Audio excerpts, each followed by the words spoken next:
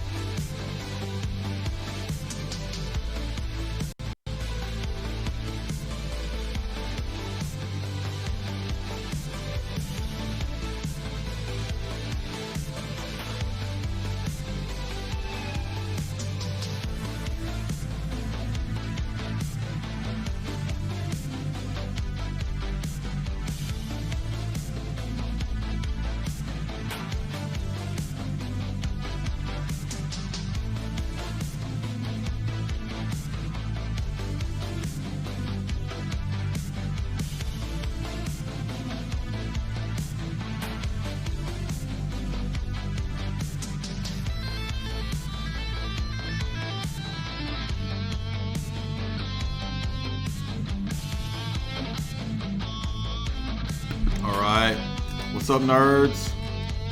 What's up, Jamie? Hey.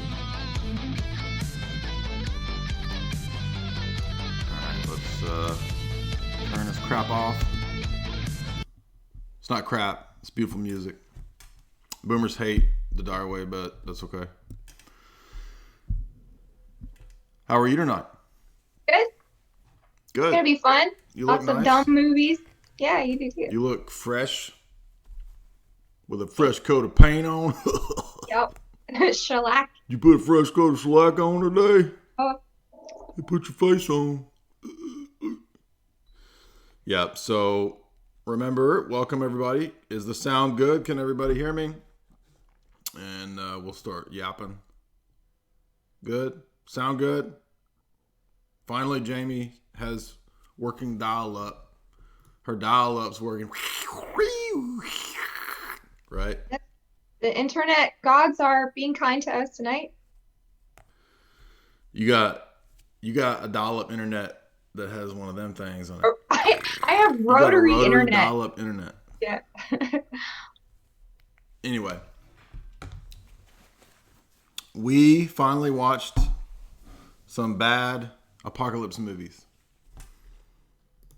And they're not all exactly apocalypse movies. Some of these movies don't qualify as apocalypse movies, but they kind of have apocalyptic themes, right? Mm-hmm. Did you Mad have fun Max watching these with me? Did you have fun? Yeah, totally. I had never seen Class of 1984. That's the one we're going to start with. And by the way, reminder to everyone, of course, the new version of Super Chats for me is Streamlabs. You see the link there in the show description. We got 100 nerds pouring in. Brand new stream. There's the Super Chat replacement Streamlabs. You can leave a tip there, and I'll read your comment, and this little gay jogging zombie will appear on the screen and annoy us as the money rolls in into my Bitfund, which is my Bitcoin hedge fund. You're silent. Why? Class of 1984 was like, what was that? Dangerous Minds? That's what we're going to say. Why are we so blind to see that the ones we... Something. Hurt. Are something Are you to and me? See. Yeah. Power and the money. Money and the power. Minute after minute. Hour after hour. Yep. I have a friend who met Coolio at a bar in Florida. He said that Coolio was just sitting there at the bar just drinking. Just nobody there, just Coolio sitting there at the bar drinking. It's lonely at the top. It is lonely at the top. Yeah. When you have the #1 song of 1994. Yeah, exactly. And that's weird because Class of 84 is basically a hardcore version of Dangerous Minds, right? Imagine it is harder core. If Michelle Pfeiffer had gone nuclear on the Class of 84 and those recalcitrant, obstinate, incorrigible children. Mm-hmm. What's up, Evan? Thank you for that. We finally got a super chat, a tip, Streamlab. He says, we will support you wherever you go. Well, thank you, Evan. Much appreciated. Big bucks, no whammy. Yes, that was a whammy. It pretty much is whammies that pop up. So Coolio, Dangerous Minds in the 80s. The punks versus the thugs. All right, punks in this. Thugs in the Michelle Pfeiffer, the wonderful Karen who comes to tame. Right? She is a Karen who... what a stupid theme, right? Like the teacher is the one that's going to come and tame all of these. She's more hardcore than all the inner city youths. The utes. Yeah. She has to go home and put on a leather jacket and black eyeliner and come back and get their butts into shape.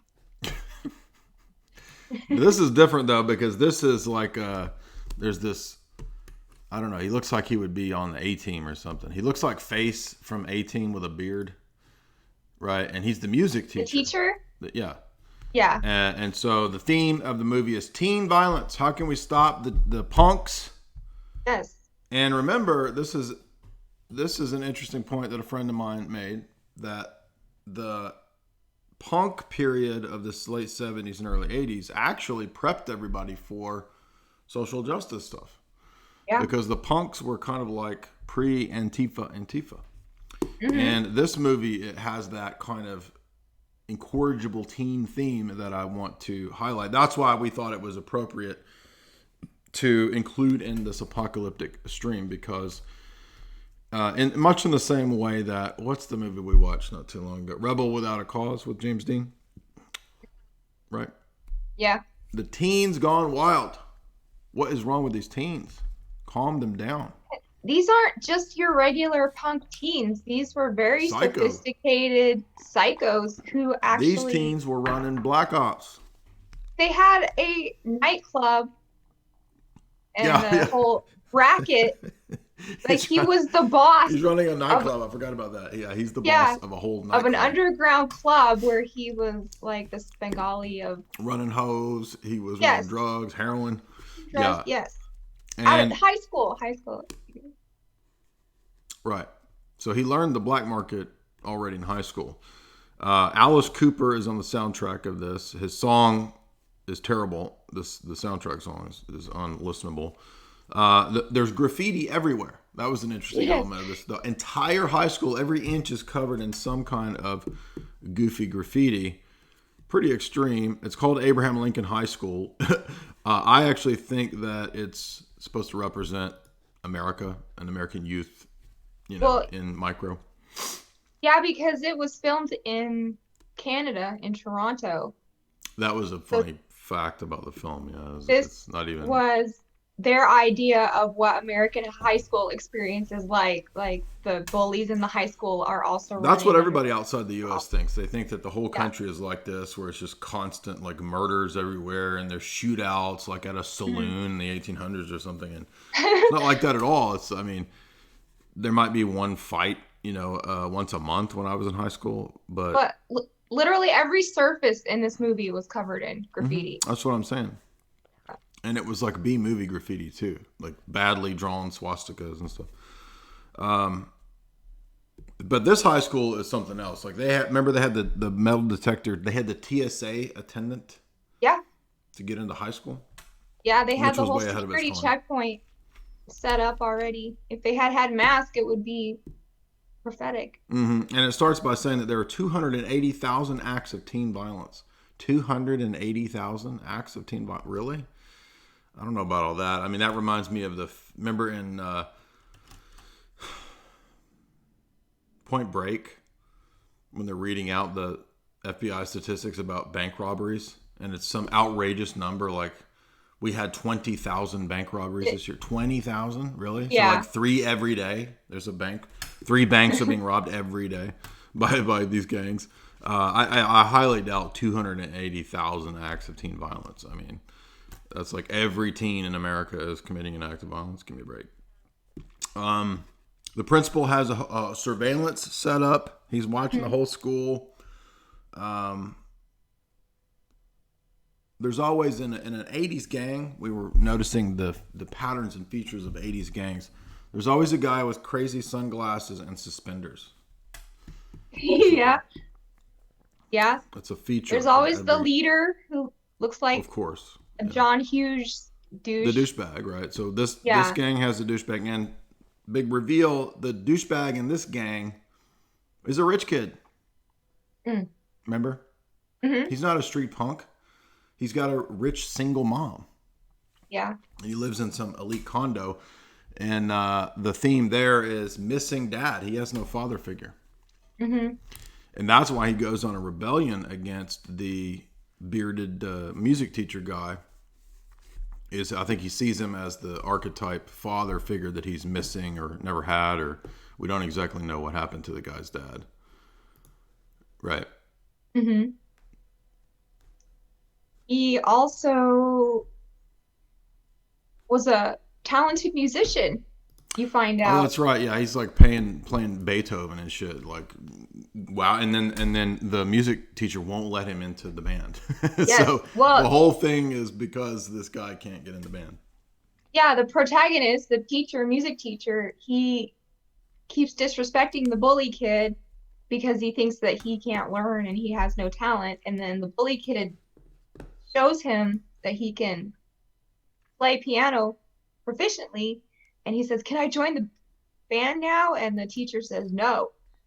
And that's when he really goes off the hinges. Yeah, because again, Psycho. he represents the father archetype, and that dude is mad. He's got daddy issues, right? He's Maddie at daddy. More than he is mad. Let's see. There's a rival drug. Remember the black dude that speaks jive, and there's the rival drug gang here, and so they move him out of their territory. It was very West Side Story in some. Well, that's what we parts. get. We start to see that at first you think that this is two West Side Story gangs, the Sharks and the Jets, right?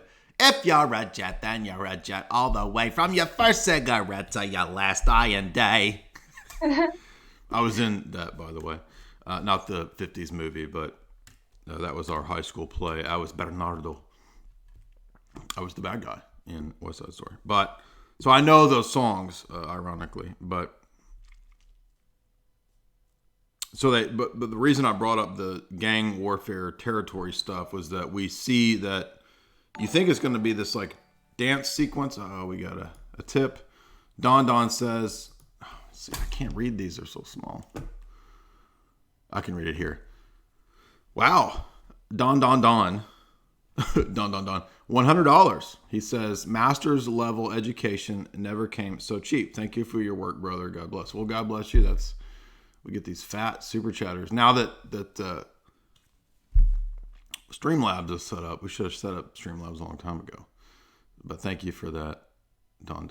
Much appreciated. Anyway, what I'm getting at is that you think that you're watching a gang like the quote gangs in Michael Jackson's Bad video or West Side Story, and they're, slapping each other and rolling around. And then you realize, no, actually, this guy's gang are complete psychos, right? Then they start trying to torture the music teacher. Mm-hmm. And so this movie goes from zero music class to Commando Arnold Schwarzenegger in the third act. Like it just goes from 0 to 100 in the third act. Yes. And it was super dark. Like the part where they break in and rough up his wife, that reminded me of Clockwork Orange. Clockwork Orange level. Droogs. Alex and the Droogs. Right. This level stuff. Noble sends $5 and he says, Jay, great job on your interview this week. Thank you. And he says, hi, Jamie. Hi. But you cannot hit on Jamie anymore, even though you sent me $5. But thank you. But really, really, really thank you to Don. Right? Don to the third power. He is the triple Don. Maybe is that Donald Trump? Donald Trump is sending us super chats. Well, if that's you, Donald Trump, send more than $100. I know you got more than $100 laying around. You got a golden toilet, Donald. Send me your golden bidet. Next up, let's see. So Let's see.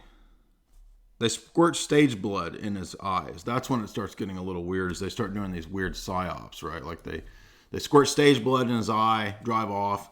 They torture his students. Remember Michael J. Fox is like the nerdy band kid? Yes, he gets stabbed in the With a lunchroom bowl in the cut. guts. Michael J. Fox with a bowl cut. Gets Yes. stabbed in the guts. This is before he goes into puberty. Remember, Teen Wolf is about puberty. If you've not watched Teen Wolf, go back and watch it. And then the sequence when he's in the bathroom and he's like, I got hair everywhere. And his dad's at the door and he's like, son, we need to have a talk. Right? And Michael J. Fox opens the door and his dad's got hair everywhere. It's about puberty. Anyway, because he starts sweating. All right? He sees girls and he's sweating. It's about puberty. But this is prior to puberty, Michael J. Fox, because he's just a plump little bowl cut running around playing his tuba. And he does not last long in this film. He gets stabbed by the gang. So plump little bowl cuts are not going to make it in class of 84 because it's going straight up commando. In American high school, man. Let's see. Next up. They're running heroin. That was pretty crazy. Too. Was the principal involved in? He's pimping that girl out. Remember, he's like recruiting chicks to pimp. This guy's 16 and he's running all this. It's crazy. Did we find out that the principal was in on the drug? No, we thought that the whole time. We thought that the principal was going to be running the scam somehow, but he was just oblivious, right? Oh. And it was that the music teacher was being pushed and pushed and pushed and pushed. And remember the other teacher, the nerdy science teacher, they ran that psyop where they stole his little piglets and smeared the blood everywhere. So they did like a Manson level thing, smearing pig blood everywhere in the science classroom. And they skewered all the piggies and put them up on poles in the room. Yeah. So they're doing like hardcore, Phoenix program level psyops on these teachers. And they're psychos, right? And so the music teacher the science teacher snaps. Remember, he's got the gun, and then the guy has to talk him down. Mm-hmm. He was watching the head of the gang, right? Was watching something relevant, and I wrote down on my notes NSK, and I can't remember what that stands for. Do you remember what he was watching on TV? Mm-mm. There was something really violent. That was the point, was that he's watching the gang leader when he's lying there in his condo. Oh, yeah. When we find out that he's actually a rich kid. A rich kid, yeah. Yeah, I forgot what he was watching. Dark, let's see, Rushmore. I don't know why did I write Dark Rushmore? Oh, it's like a dark version of Rushmore. Yes. This is like teacher Rushmore and the on student Jack are Daniels. rivals. Yeah. So if you've seen Rushmore, then you know it's like, Jason Schwartzman is having a rivalry with Bill Murray, right? And this is like the dark apocalyptic version of Rushmore.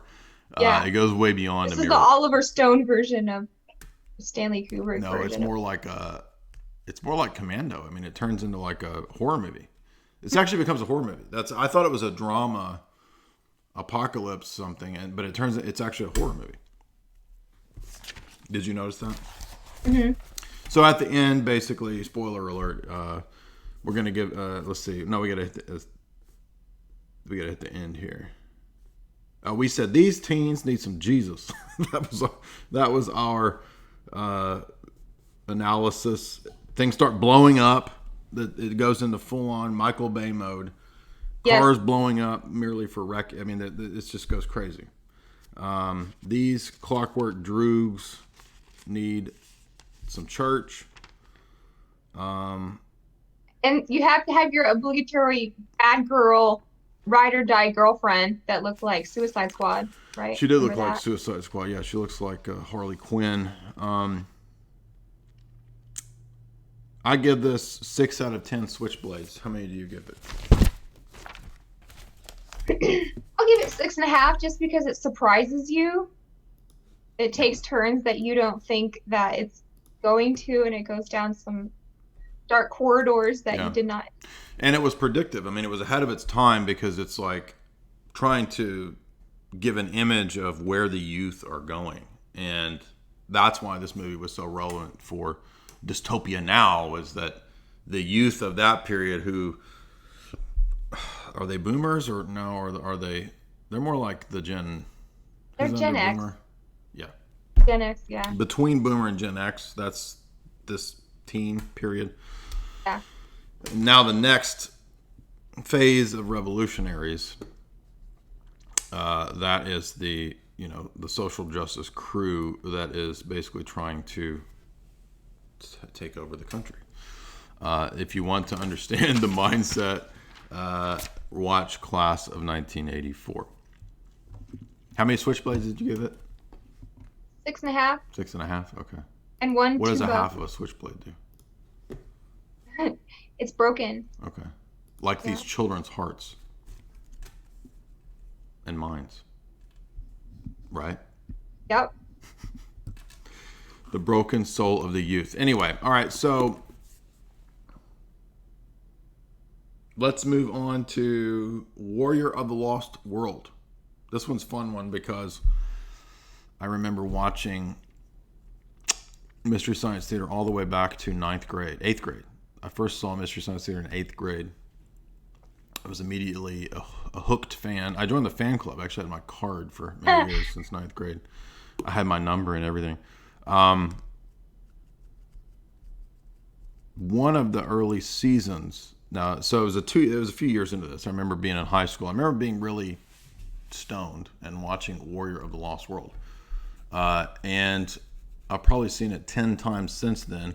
And what was interesting going back is that there's a great clip of what's his name? There's a great clip of Donald Pleasance. Donald Pleasance, where he explains fake news. So I'm going to put that into the chat for everybody because this was kind of mind blowing here. There's some old TV show, some old British TV show that Donald Pleasance is like the Nicolas Cage of yesteryear. Like he's in 7,000 movies. And this clip was highly revelatory. We're not going to watch it right now. I can't play any clips, obviously, on YouTube. But I will direct you all, beautiful audience, to watch this clip later, and you will find it very revelatory for fake news. Thank you. Much appreciated, you guys, for the props. Yes, we did have a good interview the other day. Thank you. Glad everybody watched that. Check that video out later, and you'll see what I mean. Now, this is a terrible movie. Warrior of the Lost World is so bad it's funny. Almost a C-grade movie, right? I mean, it's Mystery Science Theater level for a reason. But this one is still fun because it does have some interesting elements ripped off of all the other dystopian films. And Donald Pleasance plays Blofeld. Mm-hmm. Now, he's played Blofeld before, but he's Blofeld once again in this complete ripoff Italian B movie that is like Road Warrior mixed with Star Wars and Knight Rider. There's a Knight Rider element to this. Michael, remember the car? Kit? Yeah. Woo, woo. Yeah. And his lights would go, woo, woo. And he would go, Michael. But this is worse. This is like Kit's retarded cousin. Yeah, because it talks like... The supersonic bike. It's actually called a supersonic bike. Written by adults, not 10-year-olds. It's actually written by the supersonic bike. And I think the bike is supposed to be the comic relief in this movie. And he's not funny at all, is he? No. This I think we cheered when the bike died. Right, so the best part of this movie is actually Mega Weapon. Mega Weapon is pretty awesome. Especially if you're a kid and you saw this, you would love Mega Weapon. But well, wasn't this like people make their own little Mega police Weapons, by the way. state? Well, that's where we're gonna go. Yeah, I've got all that in the notes. Yeah. I'm just rambling about nothing and nonsense. But I was gonna put Mega Weapon into the show page here so everybody can see. Now, if you saw the movie, then you already know this, but let's see if we can get a little... It would be awesome if I had a GIF. There he is. Look at that. A GIF of Mega Weapon. So we'll put Mega Weapon down here by me. There you go. Yeah, and so... It's 1984 style police state. There are... Nothing in this movie really makes sense. Did you notice how the editing is so bad? It just stuff happens. And they don't even care. They just... Is it a thing called the Omega or something? What was it? The system... It had an Omega circle. Yeah, the technocracy New World Order system has an Omega symbol and an inverted pyramid. I don't know why it's an inverted. It's just the end. It's the final order. I think it's called something generic like that. But it takes place in California. It's supposed to be California. It has all the elements of Mad Max as you would expect. But what was weird about this is that there's these ascended light beings. For some reason, they just threw in these new age ascended beings who have healing powers. And the protagonist, the guy with the puffy cheeks, somehow magically finds these people by crashing into a wall. He crashes through a wall, finds this new age cult, and it's Persis Kambata, right? It's part of this cult. The new age, the light workers, who was the bald chick and a in Star random Trek. black guy too was in. Well, Fred Williamson, who's in every '80s movie and has the '80s black guy mustache. Yeah. Turns out he's the bad guy, right? Big twist at the end. He's actually working for Donald Pleasance. But I think the most relevant thing about this was we can't forget the sex club. That was the interesting part about Donald Pleasance's police state, is that he did give everybody a sex club. He knew that in his final order they would need food, clothing, and all the sex that they wanted, right? So you can just go to this BDSM sex club that looks like a Duran Duran video, basically, right? And all your food and entertainment is taken care of if you obey. By the way, there's a whole Thunderdome sequence that has midgets included here. Nothing like Mad Max Beyond Thunderdome. This is like the bad version of that. But there are midgets if you're interested in it. And they throw the midget. There's actually midget tossing that goes on. Mega Weapon shows up.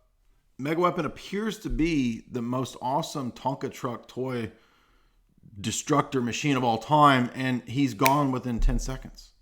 All it takes is pulling out his battery. Like the guy slides underneath, pulls out the battery, it's over. Yeah. There was nothing to this stupid thing. But not before Mega Weapon kills the annoying motorcycle. But he doesn't. You think that he kills the annoying motorcycle, but the annoying motorcycle comes back. Remember? Because he says, kiss the girl, kiss the girl, kiss the girl. Oh, yeah. So you don't actually, that's why they were cheering on Mega Weapon, which makes perfect sense. But, so the cult, the New Age cult is called the New Way. They're kind of social justice-y, right? And Donald Pleasance's group is the Final Order, the Omega Order. And then big reveal, Donald Pleasance is an AI bot. And he's controlled by a giant AI thing. And that's another theme that we're going to see in one of our other movies tonight, which is that many of the apocalyptic movies in the 80s especially, had the theme of the AI taking over. Especially in the B movies. All the B movies loved that, and they knew that. Mm-hmm. And that's where we are. The AI is taking over. Hello? Yeah, what was that Google language that you guys were talking about on Boiler Room? Google language. That the Google AI made up its own language? Oh, I don't know about that. Oh. I mean, that sounds like bullshit to me anyway.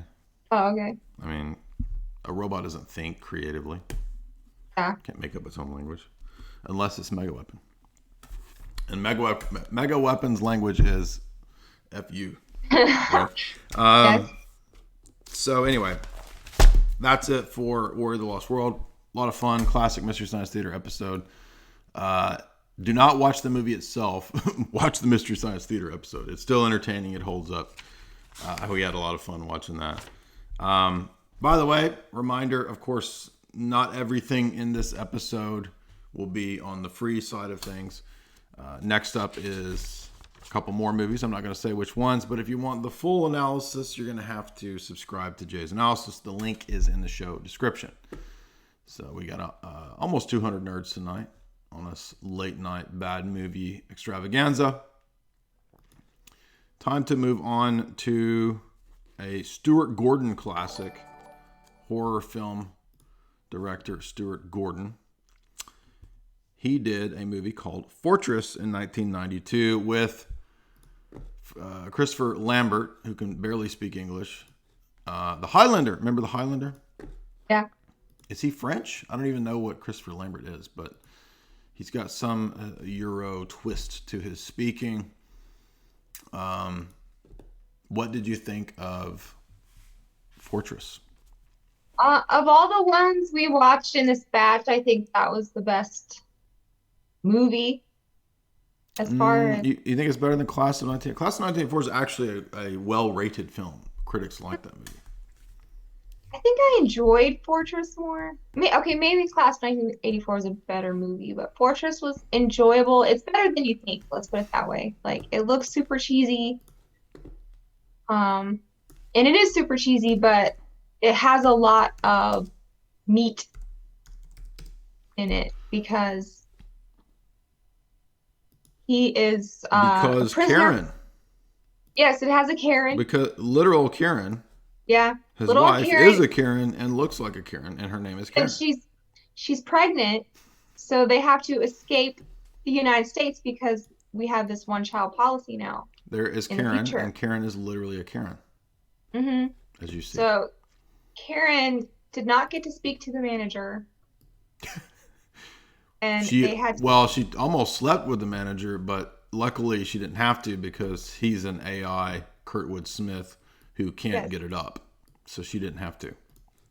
No, he just lives on amino acids. Correct. Pumped into his belly.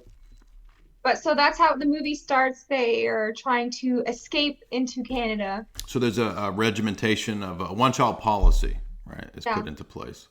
Yeah. And Christopher Lambert is escaping with his Karen, and they're called breeders. Those evil breeders because they're having more than one child. Mm-hmm. Holy crap! DonDon sends another. This time he's 2 Dons, but he sends another $100, and he says, "Take Jamie to dinner." Well, since you sent $200, I will take her, and I will get her anything she wants on that dollar menu. So Jamie, pick Bojangles now. Basically, this is going to feed you for the next 200 nights. So he sent $200, so that's 200 choices from the dollar menu. That's like 10 Chick-fil-A's. But why would you get 10 Chick-fil-A's when you could get $200 menus? Yeah, that's true. Haha. SRB sends $20 and he says, "God bless your marriage." Thank you. Much appreciated. Dick Rawl sends $5 and he says, "Test tube gub gub snail man micro machines." Strong interview on AJ, leading the interview off with a solid impersonation. Thank you for your work. Yes, I did. I fulfilled all of my promises. I told Mr. Hyde that I would mention snub gub gub snail man micro machines, and I did. And I said I would be me. So, as you can see, the real me. This is the real me, isn't it? You are around me quite often. Isn't this the real me? Yeah, even sillier sometimes. But sometimes super serious. So. To everything turn. There is a season turn. You are a multifaceted character, that's for sure.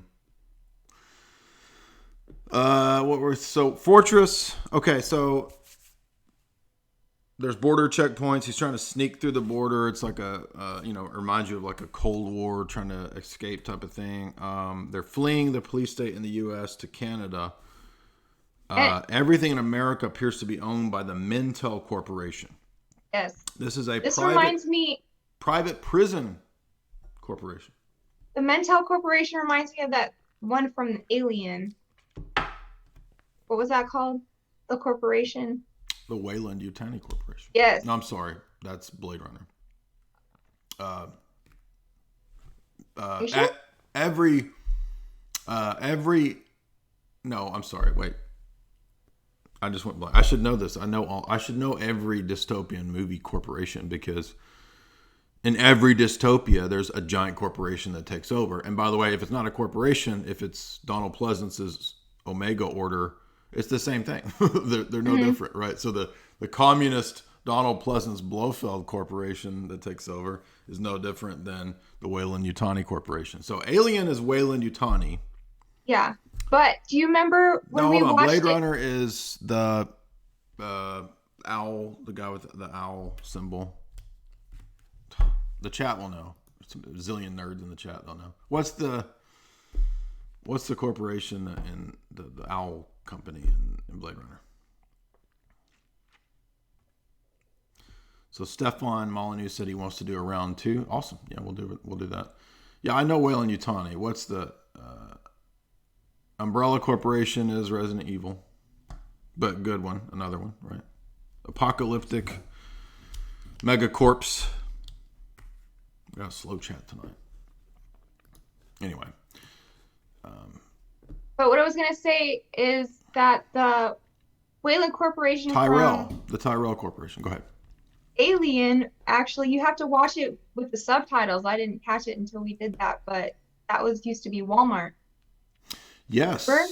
And we don't learn that until the Junet installment that Roger Ebert said was the worst movie of that year. Jean-Pierre Junet. Along with Buddy. We have to do Buddy. Well, yeah, when we're ready to do worst movies ever, then we'll do that. But yes, that actually could be good, though. Remember, I was saying a gorilla with a cigar. I mean, that actually sounds like a gorilla with a tux serving coffee to rich people. Only if he has a cigar, though. That's funny. But yeah, so Roger Ebert said that Alien Resurrection was the worst movie of 1997. That's my graduating year, so I'm not sure I agree with that. I think I can think of many more movies worse than that in 1997. And plus, I actually kind of like Alien Resurrection now, looking back on it. But in the screenplay, yes, we learned that the corporation eventually is Walmart. Walmart is the company that takes over everything. And so you not only do you live inside a Walmart, as I predicted, you live inside a spaceship. That's a floating spaceship Walmart, right? Could you imagine anything worse? John J sends $10 and he says, "What do we want? The Southern Judge. When do we want him? Now." Well, if you're asking for the Southern Judge, you're going to get him, because in my New World Order, you're going to submit to everything I say. And if you don't submit to everything I say, I'm going to tie you down and pour molasses down your throat the same way the Southern drawl pours forth from my mouth like molasses. There you go. For $10, I'll do that for you. He likes the Southern Judge, which is sounds not like even a real character. Foghorn Leghorn. Yeah, kind of. Remember that guy? Okay, Yeah. so let's get back to Fortress. So we got another giant corporation. It's called the Mentel Corp. But it's a private maximum security complex. That's a new twist, because a lot of the dystopian movies don't have the private security message. I think Escape from New York kind of does, right? It's another one of these. John Carpenter, Kurt Russell, Snake Plissken. It's a private security firm that's kind of taken over the U.S. government, and they send Snake Plissken in to get the president and his daughter. There's the president. Isn't Donald Pleasance the president in that? Yeah. Remember Escape from New York, right? That's classic. Mm-hmm. Which I have done, by the way. It's an older one. It's about 2 years ago. You can find my Escape from New York analysis. I tied it in with DARPA, but... Here, however, Kurtwood Smith, the dad from the 70s show, he runs this whole thing. It's a work prison, and the work prison has slave labor where you're basically expanding the facility. The first time I watched this movie, I just thought it was a dumb B movie. However, reviewing this, I actually liked the movie more. it actually has a lot of stuff in it. In fact, of all of our films tonight, maybe in the part 2, we'll see some interesting things in Freejack, by the way. Another bad movie, but in many ways is also revelatory. Aside from Freejack, this one is probably the most revelatory. Like, it has the most crazy actual sci-fi coming to reality stuff in it. Right? Yeah. I thought it was interesting. The prisoner's job was to just build more prison. So Yeah, that was you build your own yeah. enslavement. Exactly. This is like THX. In Mm-hmm. THX, Donald Pleasance once again there. They're building their own robots who enslave them. So the humans build the robots to enslave the humans. It's like this never-ending cycle, which is we've also done. Go back and listen to Tristan. Tristan and I did a whole episode on THX and Demolition Man. Remember all the social justice stuff in Demolition Man? So every one of the dystopian movies has some element that the other ones that are missing that is now coming to reality. Yeah. You see. Demolition Man got it right with the whole You get a fine for saying anti-aggression. Mm-hmm. Even the cops are very meek. Yeah. Well, it's all the whole city is social justice run. Yeah. Let's see. So it's a work prison facility. They monitor your thoughts. That was an interesting element here in this. The AI thing rolls around and it scans your dreams, and so they know your hopes and dreams and fantasies, and that gives them the insight into your weak point, right? So Christopher Lambert has fantasies about his Karen, getting some Karen nookie. The AI figures this out by reading his dreams, and so now they've got his soft point, and the AI got the Kurtwood Smith, that running this whole facility decides, all right, now I want his chick. So he cock blocks the Highlander. Mm-hmm. The Highlander sliced off heads. Kurtwood Smith slices off his testicles. Well, no, they make them swallow that thing, and then if they get out of line, then their tummies start to hurt. The intestinator. Yeah. This was an interesting element that I don't think I've seen in a dystopian B movie, where you swallow a giant pill and you get bubble guts if you say something bad. Right. So if you have a bad thought or do something bad, the AI says, intestinator, intestinator, intestinator, and you basically double over with, diarrhea. Yeah.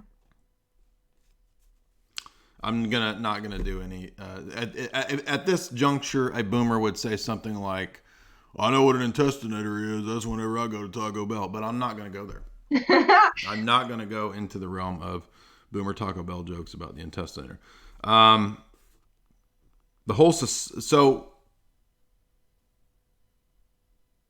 What's interesting is that every dystopian movie views the future society like a prison. Mm-hmm. The prison model is the dystopian model. Yeah. And it's not disconnected from the corporate model. That's what's so key to see here, is that it's the corporate model.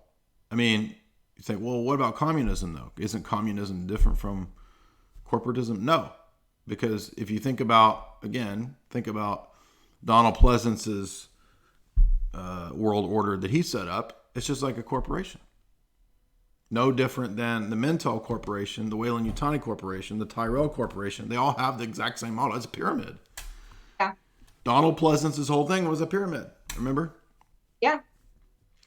And once again, the prison warden you think is a human, but he's actually Kurtwood Smith was not just a bio-enhanced human. He's actually just a transhumanist creature thing.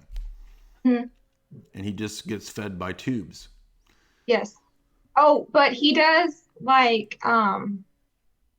he's envious of humans. Remember, he's envious. He watches their dreams and their fantasies and stuff, and the AI girlfriend doesn't like him watching the sexy. Right. So, by the way, the AI motherboard, Skynet, it's always a woman, right? It's the Red Queen. It's Skynet's a woman. It's always the motherboard, the matrix of the womb. She's mad that Kurtwood Smith is lusting after Karen. He wants his Karen. But Karens all love the Highlander, right? There's nothing more masculine than the Highlander.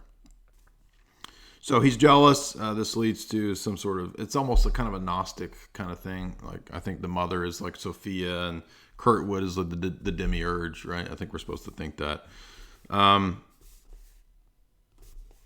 They have, but what's interesting, he has this really advanced mind control technology. Do you remember this? Mm-hmm. Mind wiping, which really is just that stupid thing from the carnival. You get in that dumbass thing from the carnival that makes you dizzy. But actually turns out the carnival thing, if done for 4 days straight, does a mind wipe, right? So and didn't they give him LSD or something? I think they did. Yeah, drugs, like they gave him some kind of drug because he was tripping out, right? So he's and then it gets deeper and deeper, and we realize that turns out anytime there are children produced in this facility, they're owned by the corporation. They're trafficked, and they are experimented on. They're taking the babies and doing experiments on. Remember scanners? Cronenberg scanners? That's what they were doing to develop the scanners. The corporation was secretly taking the babies. The defense contractor firm was taking babies, manipulating them to give them the scanner powers through. Yeah. They were injecting some cortisol or something into them when they were babies. You remember all the women who got pregnant more than once had to go to prison, and then that's where they took from. Well, that's why they take you to prison, is that the prison complex wants the children to experiment on, right? Yeah. He has a bad trip, when he's in the mind wiper. Somebody told me that that's the way you see reality at all times. And that when you take drugs, you actually see things normal. Is that true? Yeah. Yeah. That's an internet rumor I heard. Well, no. On TMZ. It's funny because I can be completely sober, but then when lots of people around me take drugs, they start to act like me. They act like you. Welcome to my world. What do you mean they act like you? Just staring at flowers and bugs and taking my time and walking slowly. Is that the normal you? You stare at flowers and bugs? Sometimes. Okay. All right. To welcome 208 nerds. We finally passed 208. He has an old baby. That's weird because remember in his trip sequence, I don't know why he saw an old baby.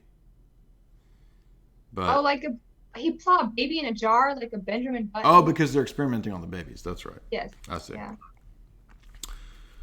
Which is weird because given that we watched the Mystery Science Theater episode of Word the Lost World, Mystery Science Theater famously had a joke where in Puma Man they call Donald Pleasance an old baby because he looks like an old baby. Yeah. And do you remember that in Puma Man, Donald Pleasance runs the Illuminati? Yeah. And he says, Puma Man. Puma Man, Puma Man. Mm-hmm. Do you believe in Puma Man? Your powers are nothing to me. Your powers mean nothing. I think I do a good Donald Pleasance. What do you think? Yeah. Is it final form Donald Pleasance? Totally. Is it Donald Pleasant or is it Donald Unpleasant to your ears? Donald very pleasant. Okay, so Zed is the name of the Kurtwood Smith AI entity, and that is that the last of the Hebrew alphabet, isn't it? From A to Z? Huh? That's what Canadians call Z. Really? Yeah. So because Z is ultimately Latin. That makes sense. Okay. So the other movie had the Omega symbol, and this movie had Z. Mm-hmm. So mm-hmm. Last. You know what I mean? Yeah.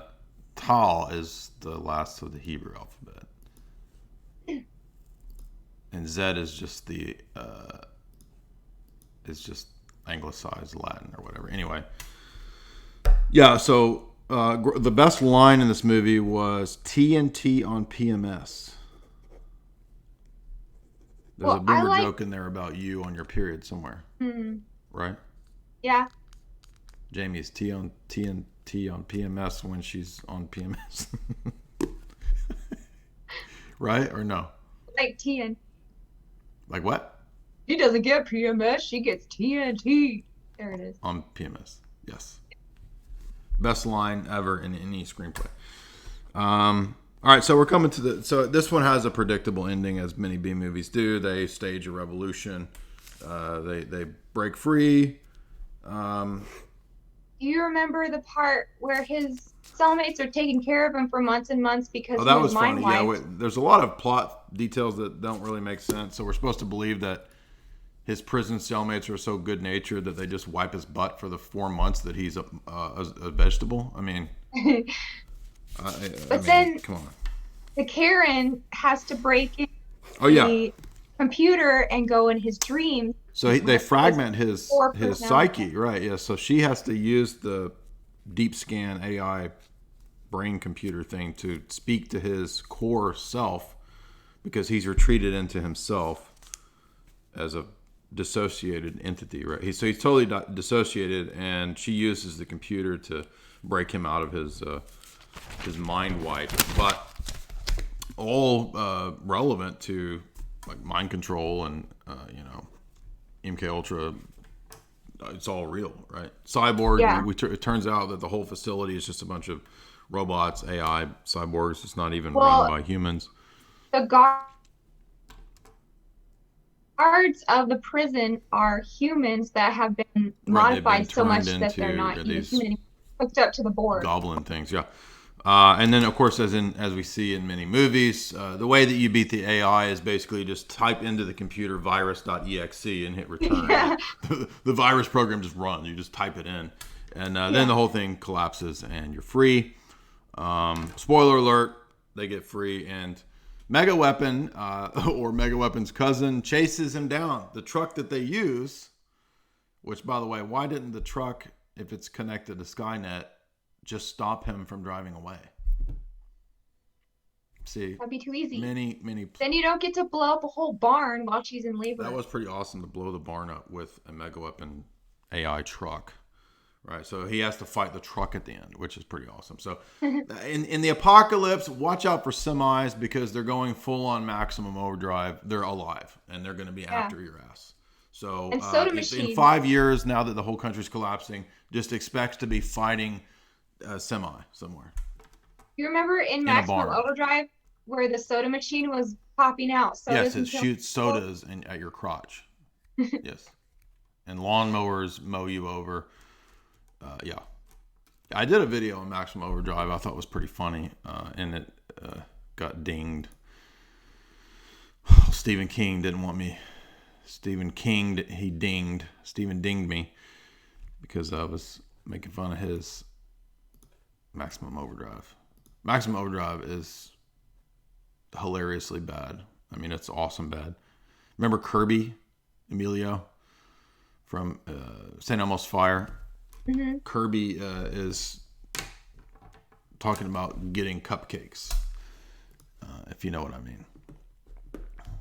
That's an anagram for, or that's the stand-in for getting laid.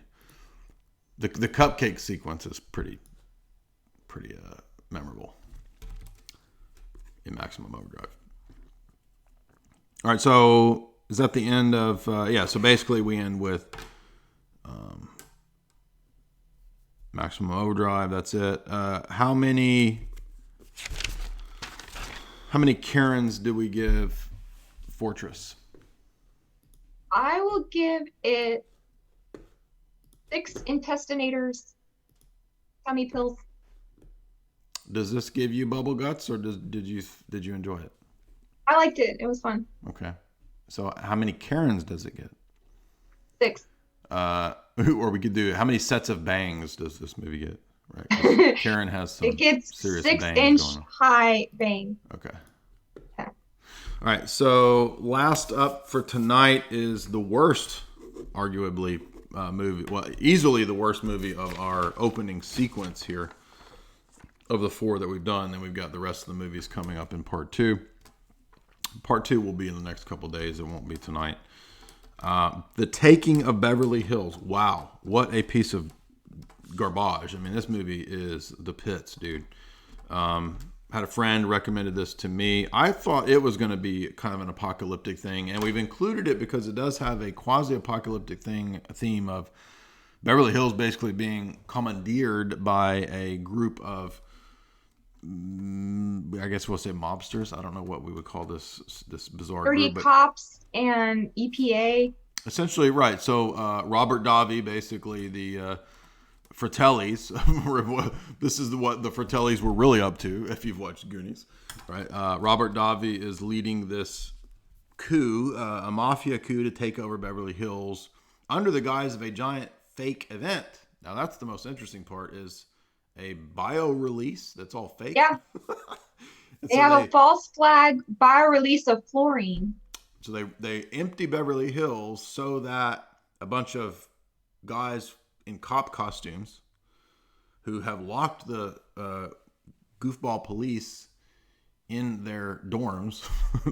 the police are all changing, and they lock the door. The police are all stuck in their dorm room. And so within 1 hour or an hour and a half, right, they have it all timed, this team of mobsters run this giant black op to take over Beverly Hills, to loot all of the wealthy inhabitants, businesses, and somehow they're looting the banks. I don't know how they're doing that, but they're hacking. I don't know if you could just hack the banks. I don't know why they needed to do all this to hack the banks, but they do. And by the way, I should add, this movie was a gigantic flop, right? This movie cost $20 million and made $1 million. So somebody was not happy after the Taking of Beverly Hills. Somebody got took in the Taking of Beverly Hills. I think the worst thing about this movie was the hero's name. Yes, Boomer Hayes, right? What are Boomer some examples Hayes. of a Boomer Hayes? Learning that there's no more boxed wine would put you in a Boomer Hayes. Yeah. A boomer haze is when you run out of Prozac. Yeah. No more statin pills, you're in a Boomer Hayes. Right? Led Zeppelin reunion tour, Boomer Hayes. Jimi Hendrix. Instead of Purple Haze, it's Boomer Haze. Yeah. Boomer Hayes, all in my mind. Yes, the hero's name is Boomer Hayes, right? He's much like Johnny Utah. Right? So once again, we have almost a Point Break style thing where a football guy ends up somehow being the hero who is really just trying to get laid. He hits on a terrible actress. I forget her name. She can barely read her lines. Dollar Store Heather Graham.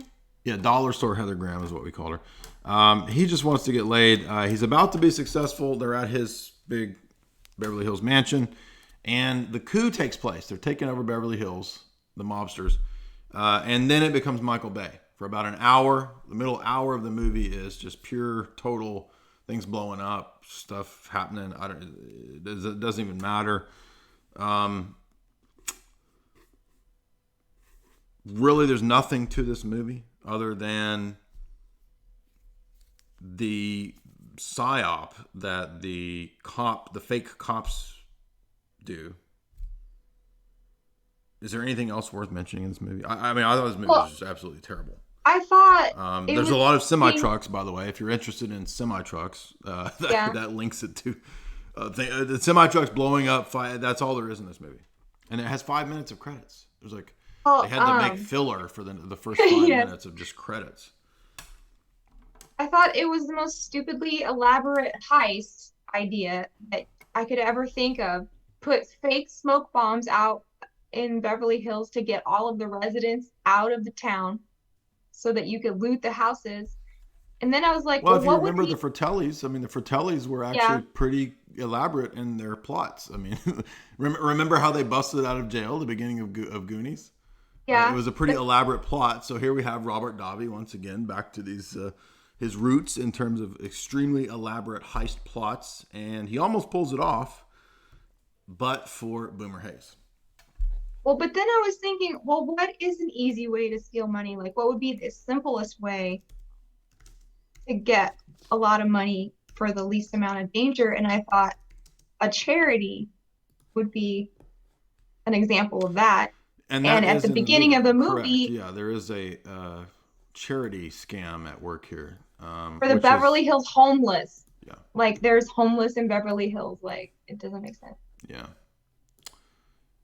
So, how many mullets does this get? Because there's a lot of mullets flying around and sweat, and basically it's mullets fighting other mullets throughout the Yes. movie. Literally. Mullet against mullet. It is. Other than that, this is terrible. The chunky guy in the motorcycle movie who looked like Puffy Chuck Norris. Who? What? In the motorcycle movie? The guy with the puffy You cheeks? talking about Warrior of the Lost World? Yeah. Okay. He had a mullet. No, he didn't.